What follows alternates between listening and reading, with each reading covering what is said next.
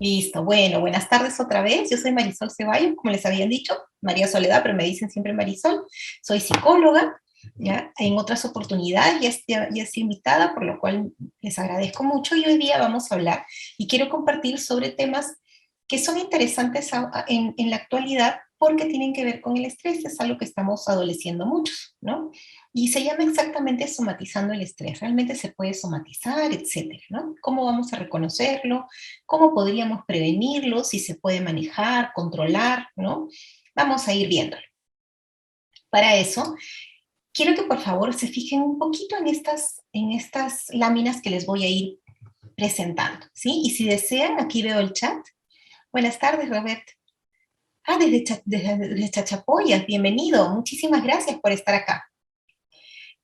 Aquí tengo el chat abierto, así que si ustedes me pueden ir escribiendo también perfecto, porque quiero que vean estas imágenes, ¿no? Aquí, ahorita estamos en una nueva realidad, lavándonos las manos a cada rato, etcétera, ¿no? Algo que viene, que ha sido fuerte para muchas personas, ha sido muy fuerte. En mi caso tengo la suerte de que no he perdido a nadie, pero hay muchas familias que han perdido gente por esta pandemia que estamos viviendo. Otra imagen, a ver, cuando ven esto, ¿qué sentimos? ¿Nos sentimos totalmente relajados? ¿No? Démosle vuelta al tema, porque esto es lo que vivimos, ¿no? Y vivimos en muchas ciudades en realidad, ¿no? ¿Esto realmente nos relajará o nos estresará? ¿No? Intenso, nos dice Vanessa, claro, es un tráfico muy intenso y hay algo que también impacta en nosotros, ¿no? Y esta otra, buenas tardes Maritza, bienvenida desde Huánuco, qué lindo. Y esta otra imagen, cuando tenemos dificultades económicas, ¿realmente será muy fácil? No, también hay un impacto, ¿no? Entonces, vamos viendo cosas que nos pueden ir pasando. Y este es un punto importante también. La maternidad, la paternidad. Bienvenido, Tagna, bienvenida, Vanessa. La paternidad es hermosa, pero cuando tenemos todo que vivir todo eso y empiezan, por ejemplo, rabietas o cosas así, ¿también nos podríamos estresar? ¿Es humano estresarnos? Claro que sí, porque los padres y las madres también son seres humanos y también pueden sufrir de estrés y también esos llantos los pueden estresar. Entonces hay muchas cosas y eso no tiene nada que ver con con todo el amor, la dedicación y los buenos padres y madres que pueden ser, ¿no? Como dice Vanessa, mucha preocupación, claro que da. Entonces, hay muchas cosas que nos pueden suceder en la actualidad que nos hacen inclusive a veces sentirnos en la cuerda floja. Y eso nos produce estrés. Pero, ¿qué será el estrés? Y esto es algo que tenemos que tenerlo en cuenta. Según la OMS, y aquí me voy a permitir leerlo, es el estrés es el resultado del desequilibrio entre las exigencias y presiones a las que se enfrenta el individuo, por un lado, y sus conocimientos y capacidades, por otro lado. Esa es la definición que da la OMS. Pero el estrés, como nos dice en sencillo, en realidad es un estado en el cual a veces podemos realmente perdernos ya de nuestra realidad como seres humanos, como personas de nuestro día a día y tener ciertas consecuencias que pueden afectar en el ser humano, en nuestra vida. Ahora, bueno, vamos a hablar de dos tipos de estrés ahora, porque no vamos a hacer una sesión teórica. Hay un estrés bueno y hay un estrés malo, ¿no? El estrés bueno es ese estrés que a veces lo generamos nosotros porque nos gusta la adrenalina o porque hay algo que nos emociona, ¿no? No sé, viene el cumpleaños, el primer año del bebé, etc. El ingreso a la universidad, el primer día de trabajo, ¿no? En un sitio nuevo. ¿Puede ocasionarnos estrés? Claro que sí, pero no necesariamente es un estrés negativo. Y hay muchas personas que el estrés los impulsa a hacer cosas diferentes. Pero hay un estrés que sí es negativo, y de ese es el que estamos hablando, que es cuando nos llenamos en realidad de cosas que a veces no las podemos controlar y no las podemos manejar en el momento y comenzamos a enfermar. Entonces, hay algunos signos de estrés que deberíamos de tener en cuenta, ¿ya? Y para eso quisiera preguntarles también si pueden chatear, si ustedes consideran que todos experimentamos el estrés de la misma forma. ¿Todos lo experimentaremos así? Si alguien quiere contestar chateando, genial. Yo les cuento qué me pasa a mí. Cuando yo estoy estresada, me duele la espalda. María Sarcini nos dice que no cree. Claro que no. Es muy cierto. No necesariamente vamos a... Exacto, muy claro, Vanessa, muchas gracias. Todos lo manejamos diferente. Y también lo expresamos de forma distinta, ¿no? Lo experimentamos totalmente distinto. Como les digo, a mí me duele la espalda cuando estoy estresada. Y no necesariamente es estrés de hacer ejercicios, ¿no? Sino que hay algo que me empieza a molestar. No todas las personas lo vivimos igual, ¿ya? Y el problema con el estrés es que a veces no le hacemos, no le damos la importancia necesaria, no le estamos haciendo caso y estamos haciendo que nuestro cuerpo en realidad sufra consecuencias de este estrés, ¿no? ¿Qué es lo que pasa? Hay dos cosas que es lo que yo he visto. Esto sí no sale en ningún lado, no les puedo decir que es la OMS, esa es una experiencia personal que les digo. Yo lo que veo es que a veces nos acostumbramos a sentirnos de esa forma y ya no le prestamos importancia, ¿no? A veces ha pasado, no sé, conozco una persona que ha estado mucho tiempo en terapia, que siempre se quejó del sitio en el que trabajaba y específicamente del jefe inmediato durante varios años. Y en esos años, pues al final sí se terminó enfermando, ¿no? Pero terminó, cuando la conocí realmente me decía algo así como que ella estaba acostumbrada a vivir así, ¿no? Y eso no es lo más indicado. Otra de las cosas que también he visto es que a veces las personas decimos, ah, es lo que nos ha tocado vivir, ya pues, ¿qué voy a hacer? ¿No? Y entonces no le damos esa importancia de vida que tiene el estrés en nuestra vida, ¿no? Y les voy a contar rápidamente, ya antes de pasar a síntomas y todo, que el experimento de la rana.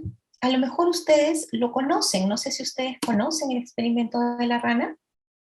Si alguno lo conoce, me lo puede escribir. No, que se los voy a contar de todas maneras. Esto es cierto, ¿ya? Es más, lo pueden encontrar en YouTube también, hay videos sobre el tema, ¿no? Em, si nosotros ponemos una ranita en una olla con agua fría y después la ponemos a calentar, esta agua lo más probable es que la rana no salte. Y si no salta, ¿qué es lo que va a suceder? Se va a quemar y al final va a morir. Claro, es algo bien extremista lo que les estoy diciendo. Pero realmente eso es lo que pasa a veces cuando nos vamos acostumbrando, ¿no? Es algo que no es positivo. Si no hacemos algo, pues vamos a terminar a veces como la ranita. No tan trágico como para decir que que va a morir como muere la rana, pero de verdad nos podemos enfermar bastante, ¿no? Porque no le estamos haciendo caso y porque nos acostumbramos. Y eso lo pueden ver inclusive con temas de dolores. ¿Cuántas personas viven con un dolor perenne en algún lugar del cuerpo y no van al médico? Y de pronto, cuando hablamos con ellas, dicen, sí, es que no tengo tiempo de ir, o ya me acostumbré a que me duela.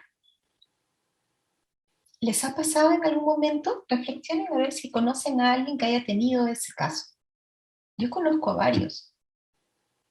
Eso también pasa con el estrés.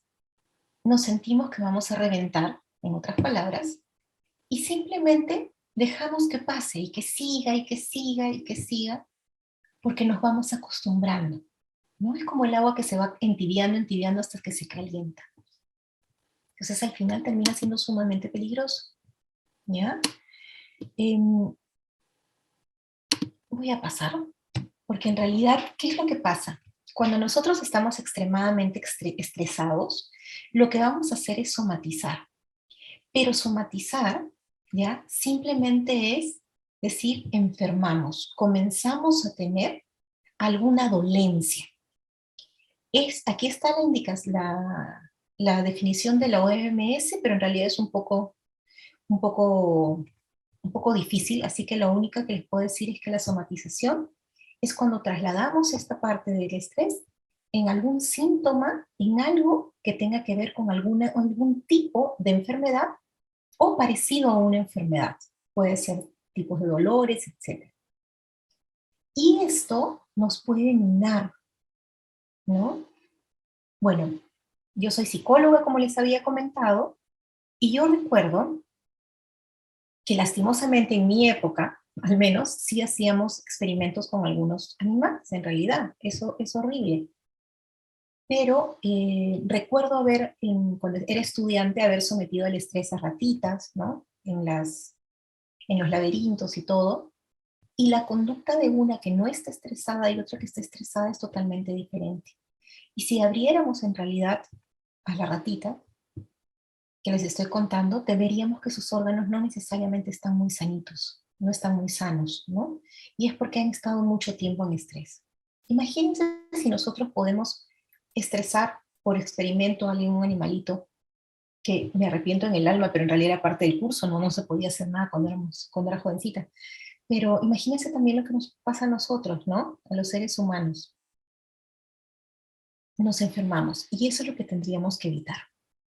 Cuando hablamos de la somatización, ¿ya? Hablamos de ciertos síntomas que pueden ser muy, muy específicos. Creo que antes de mencionar los síntomas gastrointestinales, vamos a hablar de los dolores. Los dolores se presentan fácilmente. Si alguien tiene cefaleas, migrañas, ¿no? Dolor de espalda, dolor de piernas, dolores que no son muy explicables, ¿no? Quizás tendríamos que analizar qué está pasando en nuestra vida, ¿no? ¿Cómo nos sentimos emocionalmente? Porque puede ser una somatización, es decir, una enfermedad que nos está produciendo el estrés, por así decirlo. Luego, lo más común suelen ser los síntomas gastrointestinales, ¿no? ¿Quién no ha sufrido gastritis cuando está estresado? Muchas personas, ¿no? Se empiezan las náuseas, la distensión estomacal. A veces no solamente son náuseas, sino ya llegan a los vómitos, ¿no? Diarrea, dolores abdominales, intolerancias alimentarias. En casos muy fuertes de estrés, inclusive podríamos tener ciertas alergias, ¿no? A algunos alimentos o generar esas alergias, porque nuestro sistema inmunológico baja. Entonces, si no tenemos una explicación lógica, por así decir, del problema que se nos está presentando, analicemos si realmente estamos en una situación de mucho estrés, bajo mucho estrés. Ahora, hay personas que van a ser más sensibles que otras, entonces pueden ser más propensas a este tipo de dolencias, ¿no? Muchas gracias por compartir, Aurea. Nos dice, ¿no? La semana pasada tuve mucho estrés y se me reventó una vena del ojo. Eso es común porque es la presión ocular, ¿no? Y se puede reventar. Y hay que tener cuidado. Si ya has tenido un evento de este estilo, tendrías que siempre controlar tu presión, ¿no? Porque puede estar relacionado. No soy médico, pero sé que está relacionado y deben de chequearse, ¿ok? Pero eso pasa. Y eso pasa, esas son las cosas que nos suceden cuando estamos estresados. Para terminar el tema gastrointestinal, por favor, si ustedes tienen, por ejemplo, la clásica gastritis y no hay evidencia del Helicobacter, la bacteria que nos produce la gastritis, pues entonces no vamos a tener, no vamos a tener una explicación médica. Vayamos quizás a un reconocimiento psicológico, algo que nos pueda ayudar, ¿sí? Un segundo. Quería poner en silencio, mil disculpas. Otro de los síntomas que tenemos también podrían ser neurológicos. Y estos son bien complicados, ¿ok? ¿Por qué? Porque a veces hay pérdida de equilibrio, hay mareos, hay gente que se desmaya, ¿no? Y comienza la debilidad muscular también. Y son síntomas que son bien complejos, ¿no? En neurológicos también están las cefaleas, obviamente. A veces llegan a las convulsiones, en ciertos casos alguna amnesia. ¿Y saben cuándo sucede mucho? Miren, a veces las personas decimos, ay, estoy estresada o esto tenía un día súper difícil, estoy cabizbaja o algo por el estilo, y me voy a tomar un par de cervezas o me voy a tomar un copo de vino, etc. Y se pasan del límite. En el momento están contentos, pero después viene un problema grave, porque en realidad, inclusive por el mismo estrés que hay y al ser el alcohol un depresor, lo que va a suceder es que es cuando son personas que borran, como dicen, borran memoria porque han estado en esta situación, ¿no? Y al final es peor, no se desestresaron, ¿ya? Entonces, ese punto también quería tocarlos. No necesariamente el alcohol, que puede ser agradable en una reunión, etcétera, si lo tomamos como medio para desestresarnos porque nos sentimos mal, no necesariamente nos va a ayudar, porque acuérdense que es un depresor. Por lo tanto, en el momento estaremos contentos y después estaremos mal. ¿Okay? Síntomas cutáneos. Esto también estén alertas. Hay muchas personas, no sé si han visto cuando les salen como escamitas en la piel o todo rojito, ¿no? Y comienza a decir, ¿qué es esto? Parecen eczemas, etcétera, y de pronto comienza una dermatitis. O, lastimosamente, hay psoriasis, ¿no? Que es un poco más difícil de controlar. Todos estos síntomas pueden ser producto de estrés. O nos da urticaria, ¿no? El picor, que nos pica todo. No necesariamente que uno se enronche, pero una urticaria sí. Y otro de los aspectos que podría sucedernos es caída del cabello. Ojo, en la caída del cabello no necesariamente a todos se les cae por estrés, sobre todo en los hombres. Si es de familia, obviamente tienen que, o sea, les puede pasar si en su familia hay bastante calvicie, y eso es simplemente exceso de testosterona, ¿ya? Entonces, que no tiene nada que ver con orientación ni nada, solamente el exceso de testosterona. Uno de los tratamientos que hay es aplicar progesterona en el cuero cabelludo. Pero, por ejemplo, en las mujeres, que es menos probable que se nos caiga el cabello, empieza a caérsenos en gran cantidad, ¿no? Empezamos a salir de la ducha y de pronto, uff, salió un montón, un mechón de cabello prácticamente. Ese punto es estrés, ¿ya? Ténganlo en cuenta. Hay otros temas también que podrían pasar. Y también son los síntomas sexuales, también pueden ser temas de estrés. Incapacidad para mantener una erección en los hombres, irregularidad, molestias menstruales en las mujeres, ¿no? Esas cosas nos pueden suceder también como signos del estrés. Ahora, entonces, hay 3 alertas que podrían ser como que más comunes, ¿no? Y que tendríamos que tener en cuenta, como a manera de resumir, porque claro, hemos visto todas esas consecuencias que pueden ser bastante graves, ¿no? Pero problemas digestivos y no sabemos la causa, o antes no me caía mal nada y ahora me cae mal todo, o sea, he escuchado alguna vez, pueden ser las 11 de la noche si como frijoles con seco y me voy a dormir y no me pasaba nada. Y ahora lo como a las 6 de la tarde y en la noche estoy pésima. ¿Qué es lo que está sucediendo? ¿No? Entonces, problemas digestivos, el estómago es uno de los puntos más sensibles para somatizar estrés. De pronto nos enfermamos de N cosas, nuestro sistema inmune ha bajado. El estrés también hace que baje el sistema inmune.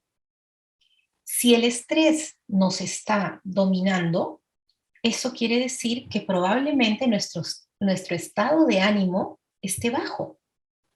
Al estar bajo, pues entonces vamos a bajar el sistema inmune. Creo que uno de los ejemplos que les podría dar cuán importante es el estado de ánimo para el sistema inmune es en los pacientes que tienen cáncer, por ejemplo, ¿no? Se sabe que en los pacientes con cáncer, si se deprimen, su sistema inmune va a bajar y la enfermedad puede ir más rápido. Pero esos que son muy optimistas, ¿ya? No necesariamente les va a pasar porque su estado de ánimo está más alto, está más optimista y su sistema inmune se está manteniendo. Otro de los puntos que puede ser una alerta es el tema de la ansiedad, ¿ya? Tenemos mucha ansiedad. ¿Y qué es la ansiedad? Eso que no saber qué hacer. no les pasa, no sé qué hacer, quiero algo pero no sé qué, ¿no? O me da por comer, o me da por no comer nada, o no puedo dormir, ¿ya? Y no logro conciliar el sueño y estoy dando vueltas en la cama. Eso es ansiedad. Y la ansiedad es la primera parte de la angustia, que puede terminar hasta con dolores de pecho y finalmente con los ataques de pánico, ¿no? Obviamente, como les digo, hay estrés que puede ser positivo, pero también hay estrés como este que es el negativo del que estamos hablando. Ya, acá hay una excelente pregunta, ¿no? ¿Cómo afecta el desarrollo del bebé cuando la gestante está pasando por estrés? Lastimosamente le afecta porque el estrés que está viviendo la mamá se lo pasa al bebé, ¿no? Justo hace unas semanas vimos una charla también de la importancia del sueño y les mencioné sobre un estudio que hicieron en la UCLA, en la Universidad de California, hace como 10 o 15 años, no sé, no me acuerdo bien realmente, con madres gestantes que las, les ponían situaciones de estrés, ruidos, cosas así, ¿no? Y se descubrió que el bebé, obviamente, sí tenía cierta alteración cuando nacía. ¿Qué pasó? Yo no sé cómo aceptaron hacer ese estudio, pero lo hicieron. Acuérdense que cuando uno está gestando, le pasa absolutamente todo al bebé. Si están felices, ellos también, por así decirlo. Si están tristes, ellos también, ¿verdad? Entonces el estrés los puede afectar. Y a veces ahí encontramos algunos dichos, ¿no? Es que es un poco nerviosito, ha nacido nerviosito, se asusta. En realidad sí puede ser producto del estrés de la mamá, ¿no? Que se lo ha ido pasando y él ha experimentado todo en la barriguita. ¿El problema de piernas inquietas es por estrés? ¿A qué te refieres cuando estás hablando del bebé específicamente, cuando están siempre moviéndose un poquito?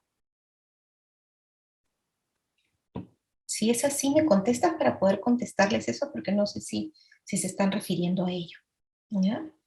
Mientras me contesta esta pregunta, me completa mejor la pregunta, yo sigo avanzando. Mire, la idea es que podamos gestionar emociones y sentimientos que pueden estar encontradas cuando estamos estresados. Y una de las cosas que tenemos que hacer es hablar, ¿ya? Esto es algo importante. A veces a estas alturas del camino, en estas épocas, somos más individualistas. O las personas que son padres o madres suelen decir que no van a estresar a nadie o no van a fastidiar a nadie, ¿no? O cómo les voy a decir a mis hijos, por ejemplo, cómo me siento.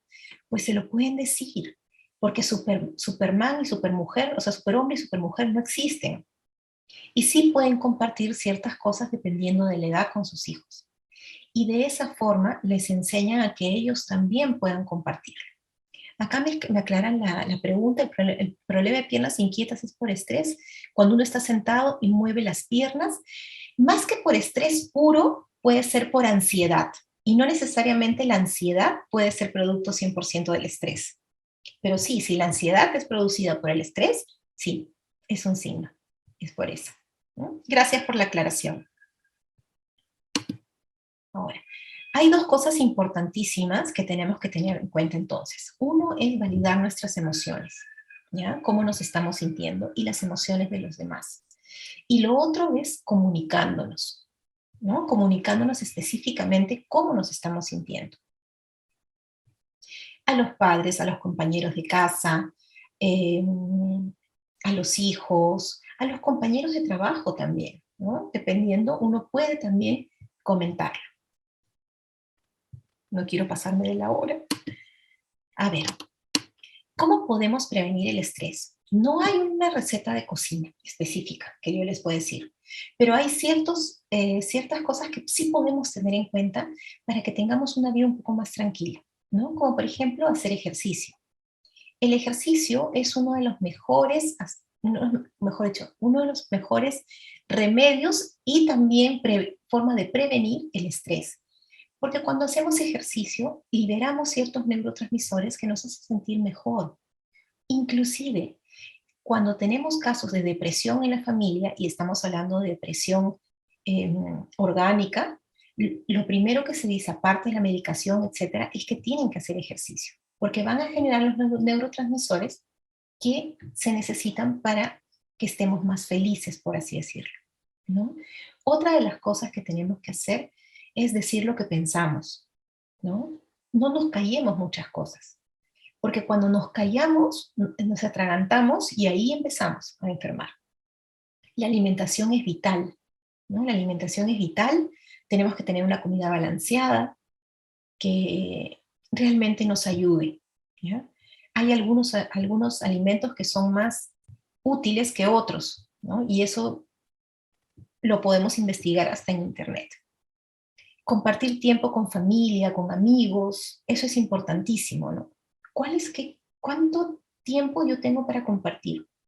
Sé que realmente hemos estado en pandemia y en mucho tiempo estuvimos encerrados, pero ya no estamos tan encerrados. Y además hay formas de compartir, ¿no? Hasta por Zoom, como lo estamos haciendo ahora.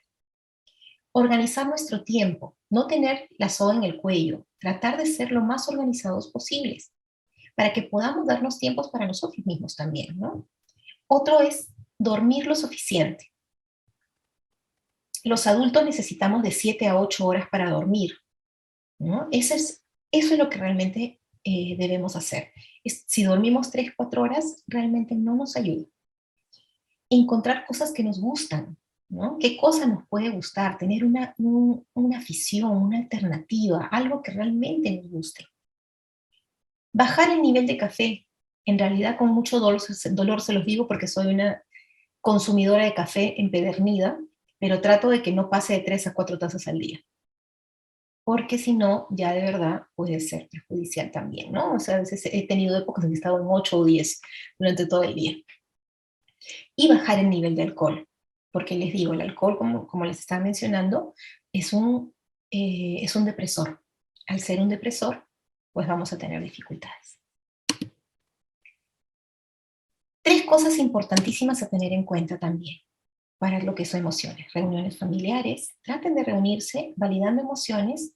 2, diciendo cómo se sienten, compartiendo con los demás y también aceptando que somos diferentes y que experimentamos de formas diferentes las cosas, ¿no?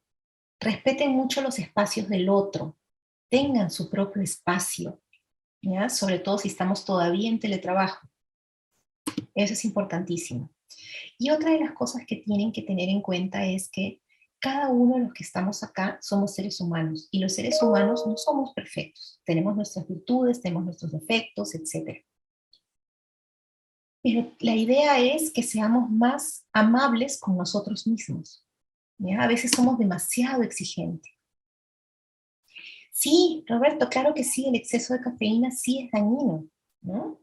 De acuerdo a una nutricionista que una vez habló conmigo, me dijo que 3 tazas al día, yo creo que me dices que es más que suficiente, ¿no? Ya, María Luisa, tu pregunta es muy, muy interesante. Dice, ¿cómo apoyar a una persona con Alzheimer que padece estrés? Esa la voy a dejar para el final, porque creo que nos puede afectar a muchas personas que tenemos familiares con Alzheimer. Y es importantísima. Gracias por tu pregunta. Quiero ir acá. Les voy a enseñar algo que los puede ayudar y también puede ser usado con las personas que tienen cualquier tipo de demencia, porque el Alzheimer es una demencia muy específica, pero después hay otras demencias, ¿no?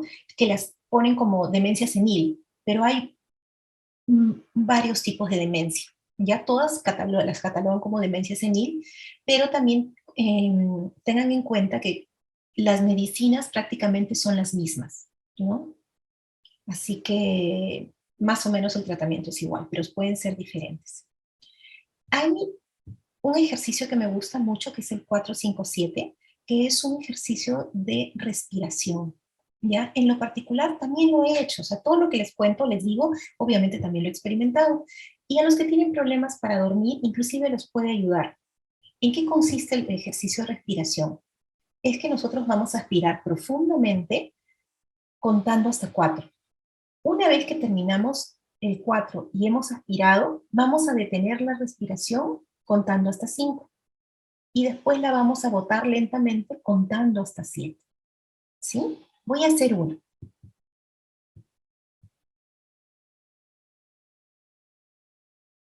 Ya. Voy votando, votando, votando, votando, votando, votando y votando. 7. Háganlo. Háganlo en las noches, háganlo en las mañanas. Háganlo cuando sientan que en realidad están a punto de tirar todo por la borda cuando están estresados o cuando están a punto de gritar, porque a veces queremos gritar también. Entonces, esto nos ayuda muchísimo y también ayuda a las personas con Alzheimer y con las personas con demencia, cuando todavía hay esta relación. ¿Ya? Y otro de los ejercicios que ustedes pueden hacer se llama programación cardíaca y ayuda mucho cuando, por ejemplo, estamos muy ansiosos o tenemos ataques de pánico, ¿no? Y es, agarramos cualquier lugar de nuestro cuerpo en donde podamos sentir el pulso y tratamos de imaginarnos, requiere entrenamiento, ¿ok? Y tratamos de imaginarnos esos momentos en los cuales nos hemos sentido muy, muy a gusto, muy felices o muy tranquilos, donde sentimos paz. Si vamos entrenándonos de esa forma, en el momento que nos sintamos mal y toquemos nuestro pulso, nos vamos a llevar a ese momento de felicidad o de tranquilidad. Para que esto funcione, tendríamos que hacerlo durante 15 a 21 días seguidos. Son dos ejercicios muy sencillitos, ¿ya? Todavía tengo tiempo, muy bien. Vamos a ir con la pregunta del Alzheimer y que padece estrés. Las personas con Alzheimer en realidad pueden tener bastante estrés, igual que con otra demencia, pero más con Alzheimer. ¿Por qué? Porque ellos saben que tienen el problema y a veces es dependiendo de la edad. El Alzheimer real, o sea, el genético, biológico, por así decirlo, aparece a veces muy jóvenes. En realidad hay casos en que aparece a los 40, ¿no? Ya empieza el deterioro. Normalmente aparece mucho después. Pero hay otros casos que, por ejemplo, tienen 80 años y les diagnostican ahí recién Alzheimer. Quizás no es Alzheimer, quizás es una demencia vascular porque ha aparecido ya tarde o es producto del deterioro de la edad, etcétera, ¿no? Pero ¿qué pasa específicamente con el Alzheimer en sí? Es que el paciente se comienza a dar cuenta que sus funciones se están perdiendo, ¿no? Y eso le produce mucho estrés. También lo que se dan cuenta es que ya no tienen memoria, ¿no? Entonces, ¿qué se recomienda? ¿No? Cuando se ha diagnosticado la demencia en sí, es bueno tener terapia emocional, que los ayude a entender y a aceptar lo que les está sucediendo. Pasará el tiempo y obviamente también olvidarán que tuvieron terapia, pero durante un buen tiempo sí los ha ayudado. Se los digo también por experiencia propia. Yo no soy especialista en Alzheimer, pero una persona muy cercana a mí, que quiero muchísimo, en mi familia, sufre de Alzheimer. Así que se los digo cómo ha sido. Estuvo unos meses en terapia porque fue muy difícil decir que ella misma sepa y enfrentarse al deterioro, ¿no? ¿Cómo afrontar a una persona? Espero haberte respondido, María Luisa. Si no, por favor, me vuelves a escribir. Aquí hay otra pregunta, ¿cómo ayudar a un... Ah, pero antes de eso dice, además se dilata mucho la pupila, el excederse en la cafeína y mucho más si no descansamos lo suficiente. Así es, Vanessa. Es cierto, muy bien. Gracias por participar. Y Anet nos dice, ¿cómo ayudar a una persona que tiene cáncer? Lo que tenemos que hacer es tener paciencia. Para ayudarlos tenemos que tener paciencia y ser optimistas. Porque lo que necesitan las personas que tienen cáncer, ¿ya? Es validación y es empatía. A veces hay personas que pueden ser sumamente positivas, ¿no? Y que dicen, esto no me va a aniquilar, yo voy a seguir adelante, etcétera. Sí, es una característica. Pero hay otras personas que se derrumban y se vienen abajo, ¿no? O se ponen de mal humor, o tienen ciertas cosas porque están asustadas, porque tienen temor. Entonces lo que tenemos que hacer es ser comprensivos con esas personas y decirles que es natural y es lógico que tengan miedo. ¿Quién no va a tener miedo?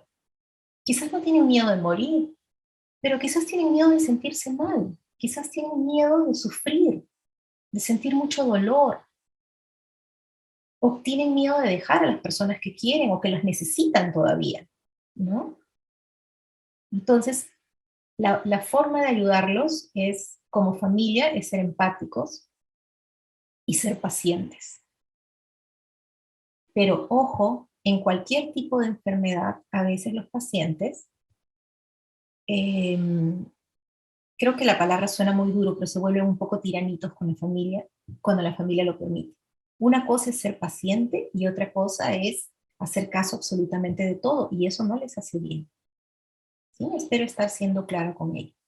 Ahora, en lo personal, si se tiene la opción, si se tienen los medios, si se tiene el seguro, etcétera, las personas con cáncer deben de tener apoyo psicológico y sobre todo la familia, porque a veces, y en realidad no a veces, sinceramente con la pregunta que también tenemos del Alzheimer, la persona con demencia llega un momento en que se va a desconectar y la familia pensamos que sufren, pero en realidad los que sufrimos somos la familia al ver el deterioro.